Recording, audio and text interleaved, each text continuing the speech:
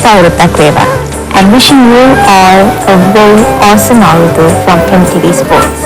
We are gathered here today for a very special discussion. We have all heard about Avurudu. We all celebrate Avurudu. But do we know the real meaning behind this festival? We call it the Sinhala and Tamil New Year. But is it really a celebration where the whole nation comes together? Or is it really something we look at just as a holiday? That's what we do these days. We think of it as a holiday. Yes, we get to go home, we get to spend time with our family, where there are sweets, we have the cake and the cookies. But how many of us actually know the real meaning behind this event? So that's why we're here today. That's why we're gathered here today, to get to the bottom of this and really discuss on the origin of Sinhala and Tamil New Year. So welcome to Awesome Avurudu on MTV Sports. And today, we have two very special individuals. And first of all, I must thank them for taking time off this out season to be a part of this very special event. Starting off with, well, I would call him a veteran when it comes to our heritage. He knows in and out about the Sinhala language, and I think that he is an example that when it comes to not just, well, the language of Sinhala, but our culture, and probably no one knows about it better than him. Who am I talking about? He is, of course, Professor J.B. Disanayaka. Good evening, Professor, and thank you very much. Professor, speaking about you, you are a professor emeritus, and of course a former ambassador, not just to Thailand but also to Cambodia and Laos as well. And of course we have another guest, and before we do speak about that guest, let me say Subalu Taurutak to Samud. Subalu Taurutak Dinushi.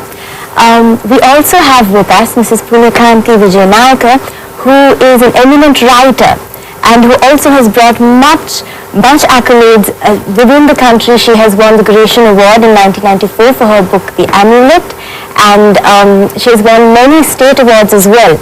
And I'm sure all of you are familiar with The Giver, which is one of her creations, which has been something that we have grown up with, especially the teledrama, and all of the books from The Third Woman to many other literary geniuses that she has created for us, and it is a great pleasure to have her with us today.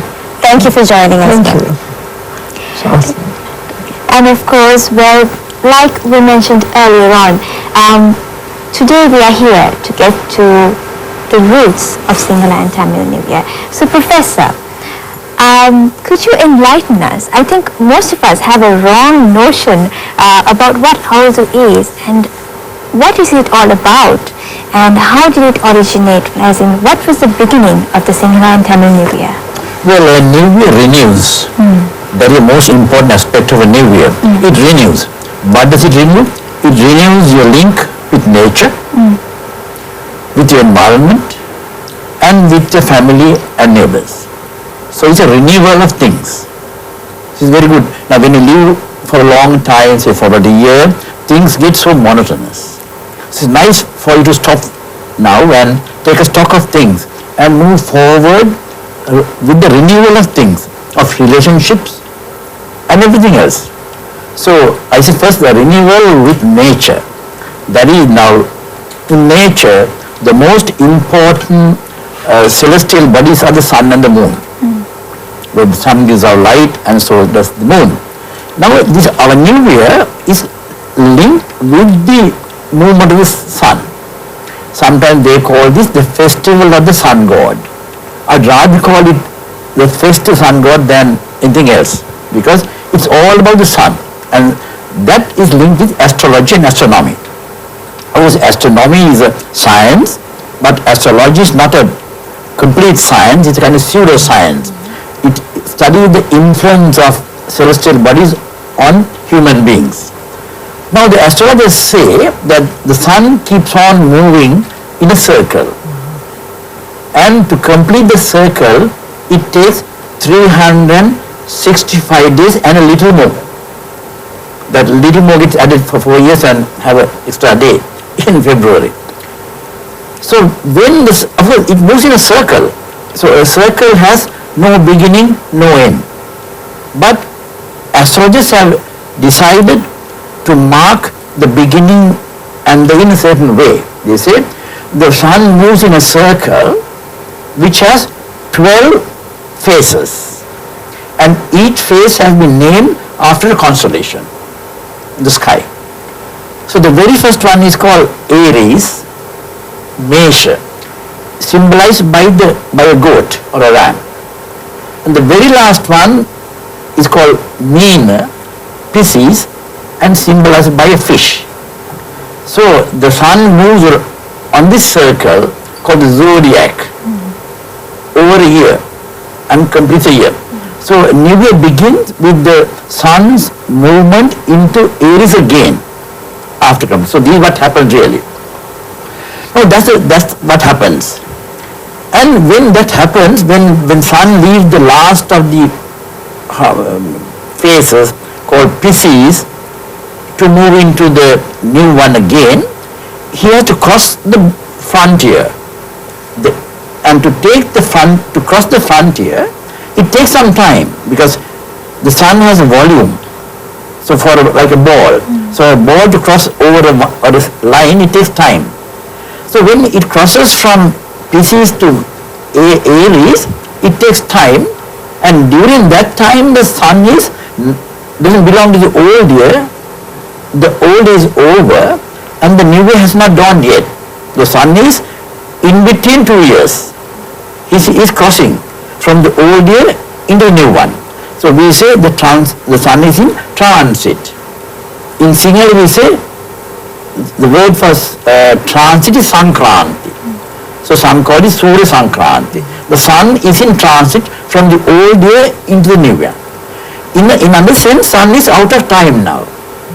So when the sun is out of time, it can be rather dangerous. We'd rather have sun god within time.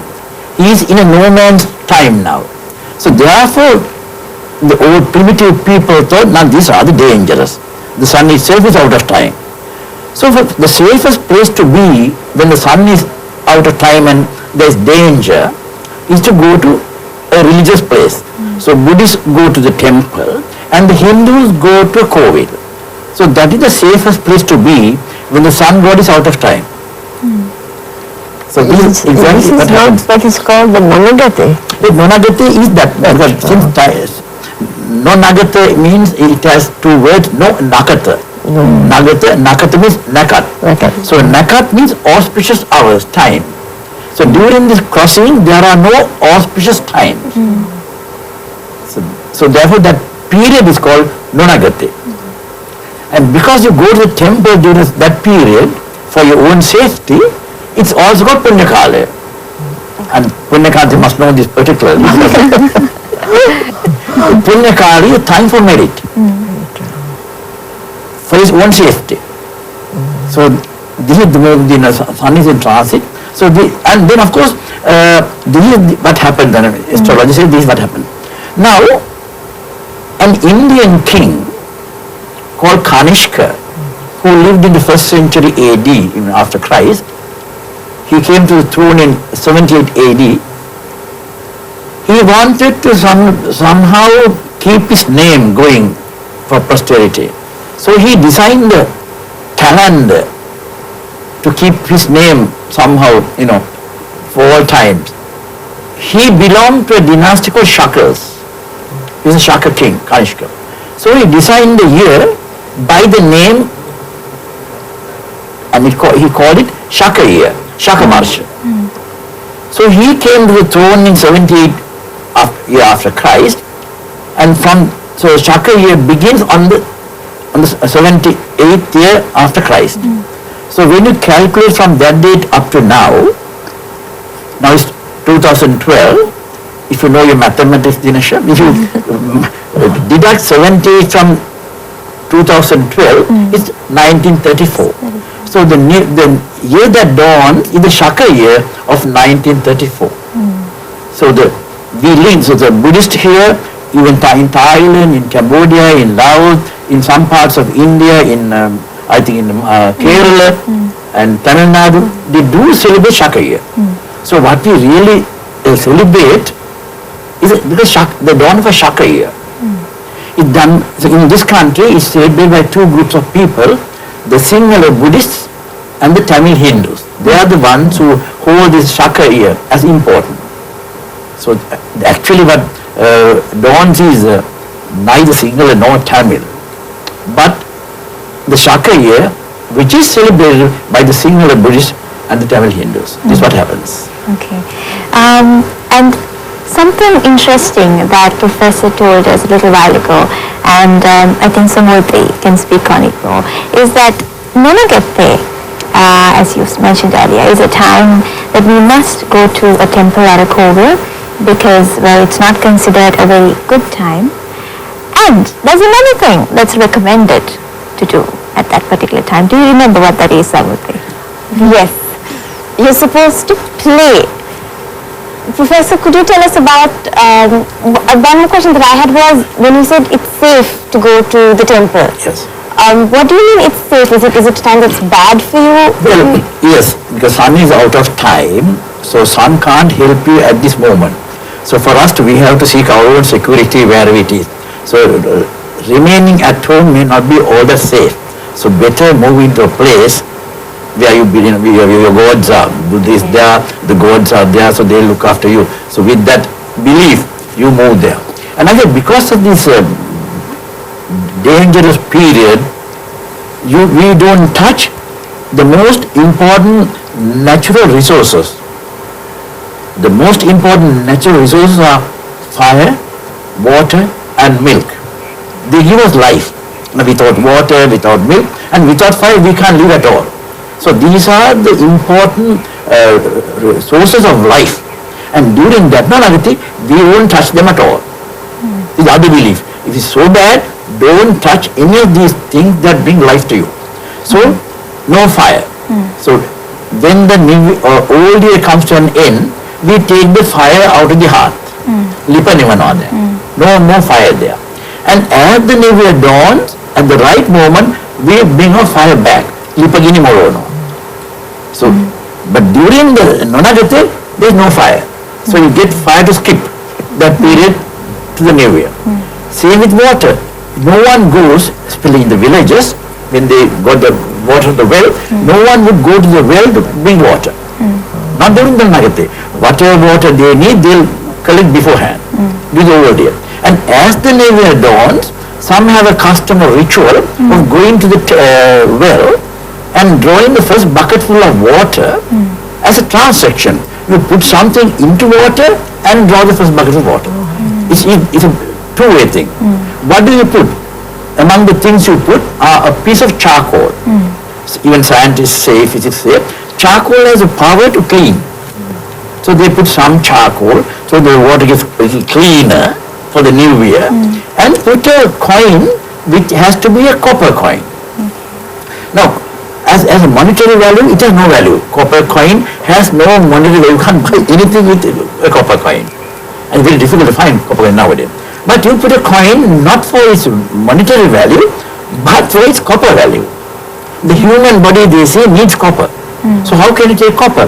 The best thing is to drop a coin into the well, into the water, and over a year, it gets dissolved in water. So when you drink water on the well, you have copper in the body. So with water. Then milk is a kind of water. When you cook for the first time in the new hearth, in the new fire, in a new pot, you have to cook something with milk. So we have to have kiribat, no choice. You might think, well, nowadays I don't like kiribat very much, I would rather have hamburgers or sausages, hot dogs. Nothing, if you want to have hot dog, put milk into it. Milk has to be part of it. Milk brings life. So in the new year, we want new life to come back. So we do that. But your work. So when you are living, this, how do you know you are living? You know somebody living because he can work. So work is linked to living. The day you say, I can't work anymore, you're almost dead. So living, work symbolizes life, living. So therefore, during this period, you can't work. Absolutely. Okay. So you stop work at an hour in the old years, and at the auspicious hour, symbolically you begin work. So during the Nunagate, you can't work, you don't work. So if you, now, but there are 4 or 5 hours, what do you do with the time? Now you can't work. The only thing you can do is to go to the temple. Yes. You can go to the temple and acquire merit, but you can't work. If you can't work, what do you do? The opposite of work is play. Now as kids, I remember we learned work while you work, play while you play. So play is the opposite. If you can't work, then play. So now New Year brings so many kinds of little games for everybody in the family, for the kids, for the neighbors, everybody you play. So play is a must. That's an interesting concept because we never looked at it that way. We thought Avurudu is a very serious thing, but no, it's about play as well, and that really brings our notion of Avurudu to a whole different level. Talking to Mrs. Punyakanti, ma'am, how was Avurudu for you when you were a young kid several years back? What was your experience? Let's go back to those good olden days. Well, in the good olden days, I've lived all my life in the city, so I have missed out on what happens in the village. I think New Year is more prominent and customs are kept very much in the village. But in Colombo, it's not the same, but we did have people working the kivat and cows and cookies and everything, and litter or whatever it is, telling us what to do at what time. Apart from that, I don't think we observed many of the customs that the villagers do. And I also would like to make a remark that today, in the old days, everything was made at home, even though we lived in the city.